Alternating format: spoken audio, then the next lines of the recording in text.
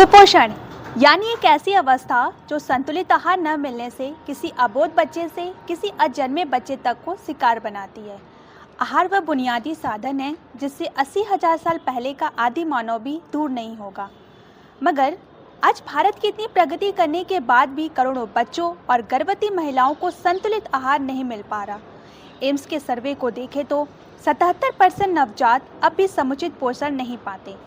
National family health survey NFHS-5 की report के अनुसार हर 3 बच्चों में एक बच्चा कम वजनी या नाटा रह जाता है, जबकि हर 5 बच्चों में एक बच्चा समुचित पोषण के अभाव से दुबला पतला रह जाता है। अरस्तु कहते हैं कि स्वस्थ शरीर में स्वस्थ मन का विकास होता होगा। महिलाएं जो वैसे भी तमाम सामाजिक, आर्थिक और राजनीतिक शोषण का शिकार हैं, शारीरिक तौर पर भी वह स्वस्थ नहीं है।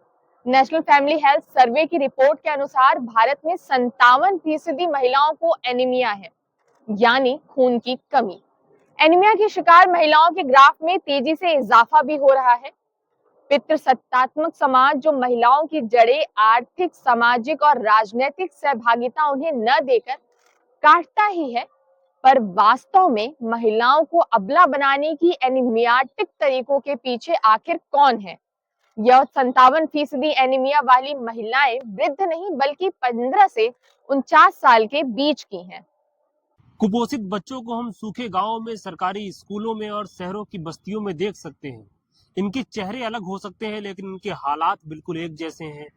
WHO की रिपोर्ट की अगर हम माने तो भारत में प्रतिदिन 1000 बच्चे कुपोषण से मर जाते हैं, और कई बार तो ऐसा होता है कि मां को संतुलित और समुचित आहार न मिलने से अजन्मे बच्चे भी कुपोषित हो जाते हैं। कुपोषित होने का मतलब है कि इन बच्चों की रोग प्रतिरोधक क्षमता काफी कम हो जाती है। और अगर हम ग्लोबल हंगर इंडेक्स यानी वैश्विक भुखमरी सूचकांक को अगर हम देखें तो 127 देशों में भारत 105वें नंबर पर है, जो कि भारत के अंदर भुखमरी को और कुपोषण को दर्शाता है। और ये समस्या केवल भारत की नहीं है, भारत के अलावा भी तमाम एशियाई देशों की और अफ्रीकन देशों की ये समस्या है। UN ने कुपोषण को द ब्लैक डेथ नाम से भी संबोधित किया है। एक तरफ तो हम दुनिया के सर्वाधिक खाना बर्बाद करने वाले देशों की सूची में शुमार हैं, ना जाने कितना अनाज हमारे स्टोरेज हाउस में सड़ जाता है। अगर हम भारत के अंदर कुपोषण की स्थिति को देखेंगे तो महाराष्ट्र, गुजरात, मध्य प्रदेश, बिहार, उत्तर प्रदेश की स्थिति ज्यादा ही नाजुक दिखाई देती है। कुपोषण से लड़ने के लिए भारत में फाइट हंगर फाउंडेशन और ACF एक साथ मिलकर जनरेशन न्यूट्रिशन प्रोग्राम चला रहे हैं। ACF ने तो यहाँ तक कहा है कि कुपोषण को चिकित्सीय आपात के रूप में देखना चाहिए। एक तरफ तो प्लेटो से विवेकानंद तक और महात्मा गांधी तक सभी लोग शारीरिक स्वास्थ्य पर बल देते हैं, लेकिन इन बच्चों का भविष्य अपने आप में ही एक बड़ा प्रश्नवाचक चिन्ह है। आखिरकार ये किनके बच्चे हैं? ये बच्चे उनके हैं जो न्यूनतम मजदूरी पर जीवन निर्वाह कर रहे हैं। और अगर इन बच्चों के माँ बाप अपने पसीने की कमाई से इनको भोजन दिला भी देते हैं तो भारत में भोजन की मिलावट अपने आप में एक बड़ी समस्या है। और यहाँ पर एक सवाल खड़ा होता है, और 2 सवाल खड़े होते हैं कि इनके माँ बाप आखिरकार किस मुद्दे पर वोट करते हैं और स्टेट की क्या जिम्मेदारी है। विटामिन B12 की कमी से बच्चों में कुपोषण जैसी स्थिति पैदा होती है।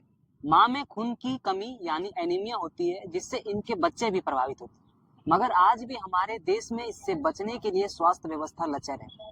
राष्ट्रीय स्वास्थ्य मिशन के तहत स्थापित स्वास्थ्य केंद्रों में आज भी डॉक्टरों की नितांत कमी है।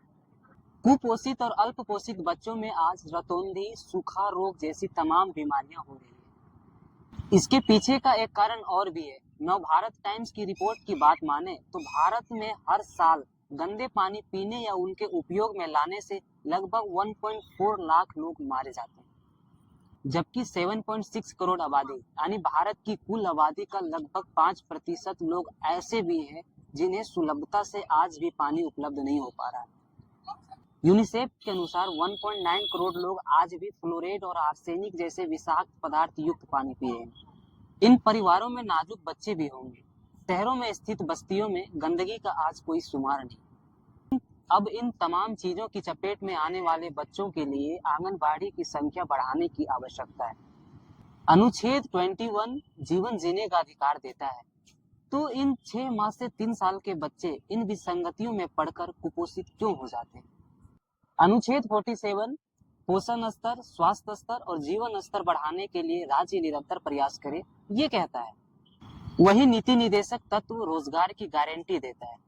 ऐसा ही अनुच्छेद 39, 43 और 46 का क्या सरकार के द्वारा सही निर्वहन हो रहा है? अब इस वीडियो का और हमारी सूचनाओं का उत्तरार्ध है, यानी अब आप वीडियो के लास्ट में आ चुके हैं। अब हम अपनी तरफ से कुछ ऐड नहीं करेंगे, बस 4 सवाल करेंगे। पॉलिटिकल साइंस में एक कॉन्सेप्ट आता है कल्याणकारी राज्य का। तो क्या हम एक कल्याणकारी राज्य में रह रहे हैं या फिर हम केवल चुनावी समाजवादी हैं? दुनिया की 5वीं सबसे बड़ी अर्थव्यवस्था और इन गरीबों की स्थिति में इतना अंतर्विरोध क्यों है?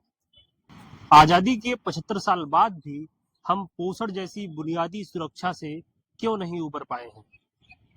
और ACF की रिपोर्ट के अनुसार ज्यादातर कुपोषित बच्चे अनुसूचित जाति, अनुसूचित जनजाति, पिछड़ी जाति और ग्रामीण समाज से ही क्यों हैं?